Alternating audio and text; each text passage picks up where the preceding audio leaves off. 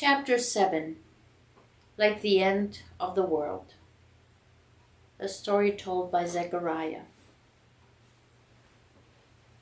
The Lord God had always had dealings with humans, of course, ever since the world began.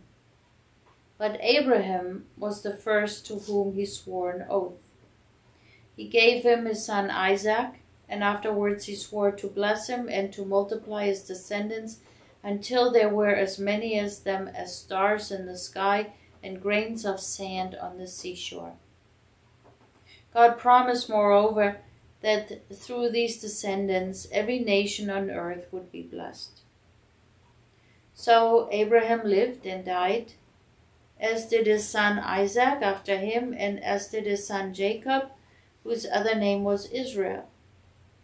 By that name all our people are named, although we are also called the children of Abraham, or the Jews, or simply the people of God. I'd always liked to rehearse the names, squeezing all that history into those few familiar words: Abraham, Isaac, Jacob, Joseph, Moses, Samuel, David, Solomon.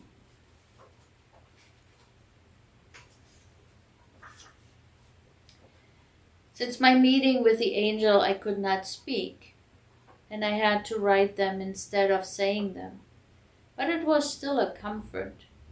All those generations and the Lord God had remained the same.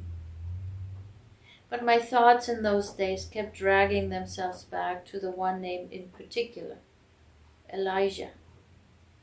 In the spirit and power of Elijah, the angel had said in the temple as he spoke about my unborn son, "He will go on before the Lord in the spirit and power of Elijah." So my pen scratched the name again and again, pressing down so hard you have been able to read what I had written, even if I hadn't used ink. Elijah, Elijah, Elijah, carved into the parchment like an etching on stone. What you must understand is that after King David, things went downhill for our people. God had promised that one of David's descendants would sit on the throne forever and ever, that his kingdom would never end. But the kings who came after David did not live up to this example. They did not love God as he had. They did not lead the people as God's king should. The worst king of all was Ahab, and it was to him that Elijah came. Elijah, Elijah, Elijah. I wrote, my hand starting to shake with the effort. The spirit and power of Elijah. What did that mean? Elijah's was a story I had told many times to the boys in the synagogue. During the reign of Ahab, I used to say, there was a terrible famine, a time when no garden was green and even the best vineyard would not thrive. The dust gathered in the crevices of the eyes, and the belly ached and the throat croaked for water. No rains came and no crops grew, and there was not enough to eat. And all this was because of the wickedness of King Ahab and his wife. Queen Jezebel was not a child of Abraham, I explained, and she did not love the Lord. She turned her husband away from the God who had given him his kingdom. The two of them worshipped the false god Baal instead, and they taught that all people to do the same. So law became lawlessness, order became chaos, and where there should have been peace, there was violence. And then I tell the story of Elijah. He came to warn the king. He came with a message from God himself. But Ahab didn't listen, and this was why the famine was so severe. At last, I tell the boys quietly, meeting their eyes one by one to check they were listening, and they always were. There was a gathering of all the people. Elijah stood stood before them and told them to make up their minds. If the Lord is God, he cried out, follow him. But if Baal is God, follow him. But they did not answer. They would not say who they would follow.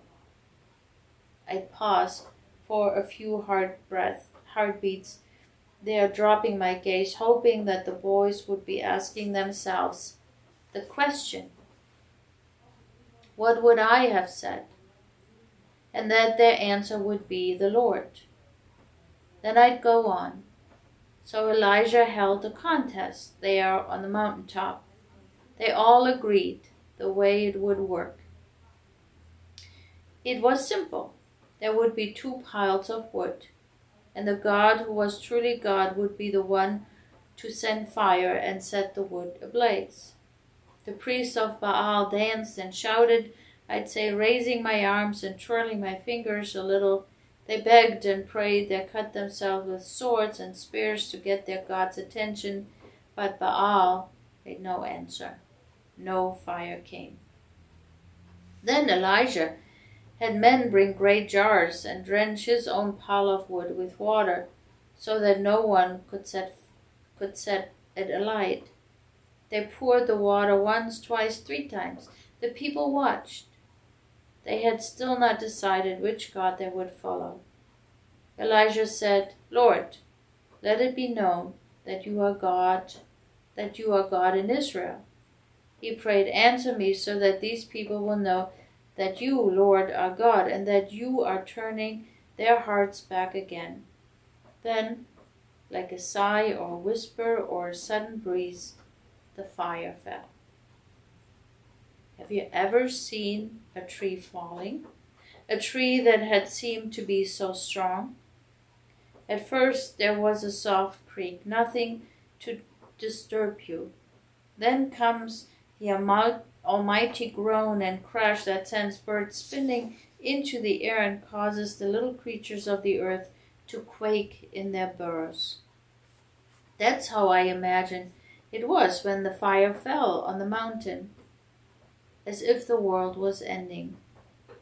So, I'd say in a whisper, the people said, the Lord, he is God, and determined to worship him only. And after that the first cloud appeared on the horizon, and the rain began to fall. Then I clapped my hands suddenly, and all the boys would jump in shock. They were always so absorbed in the story, and I'd laugh and send them outside to play. The spirit and power of Elijah, I wrote again now. My son, the child who was growing day by day in my dear Elizabeth's womb, would be like this man. It was God who sent the fire, but Elijah was the man he used. He was the way God turned the hearts of his people back to himself. In our day, there were some who were looking for a new king. They longed to see a David on the throne of Israel again. They desired independence and freedom. Joseph's brother Josiah, as I was to learn, was one of those. But the truth was that God had not just promised to send a king. He had not just promised to send wise leaders or great warriors or even mighty angels like the one that came to me in the temple. He had promised to come himself, the Lord God Almighty, walking among us. It would be unimaginable. It would be like the end of the world. And as he had said hundreds of years ago, he had said that before that day came, he would send someone ahead of him, someone to prepare the way. And that someone would be like Elijah. And the angel said to me about my son, he will go on before the Lord in the spirit and power of Elijah to make ready a people prepared for the Lord. So this is what I was asking myself as I carved those words into the parchment. harder and harder. If my son was to be like Elijah, then who was coming next? Would he bring joy or would he bring terror?